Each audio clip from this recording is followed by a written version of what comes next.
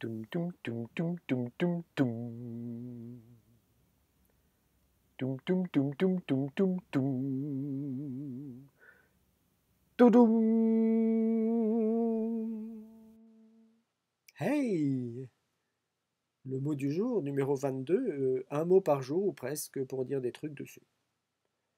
Alors, le mot du jour est rare, mais son sens est assez courant, si je puis dire. Ses synonymes sont certes nombreux, j'y reviendrai, ce qui peut expliquer sa faible fréquence d'emploi. Un cas d'école. Si vous ne connaissez pas ce mot, vous pouvez en deviner le sens. Observez-le, décomposez-le et comparez-le à ce que vous connaissez déjà. Orthodoxe, oui, peut-être, je connais. Hétérosexuel, ça, oui, tout le monde connaît. Regardez les affixes qui concordent et tout s'éclaire. En combinant hétéro et dox, vous allez pouvoir trouver.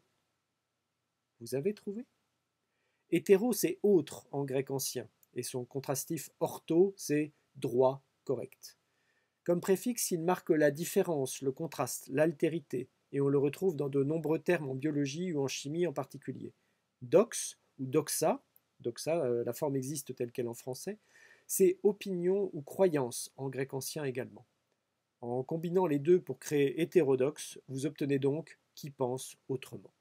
Et plus précisément, qui ne respecte pas la norme, qui ne suit pas le dogme. L'intérêt de connaître du vocabulaire complexe issu du grec ou du latin est illustré par cet exemple.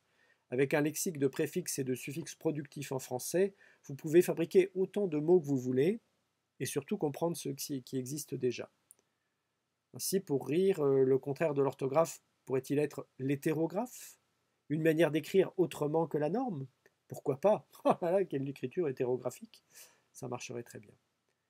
Pour revenir à hétérodoxe, les locuteurs du français connaissent mieux anticonformiste, dissident, opposant, indépendant, voire hérétique. Bien qu'hétérodoxe n'ait pas tout à fait le même sens que chacun de ces autres vocables, son utilité dans le vocabulaire n'est pas clairement établie et c'est pour ça qu'on le rencontre très peu. Le lexique est plus hétérodoxe que son orthographe très orthodoxe, pour résumer. À bientôt, les hétérodoxes.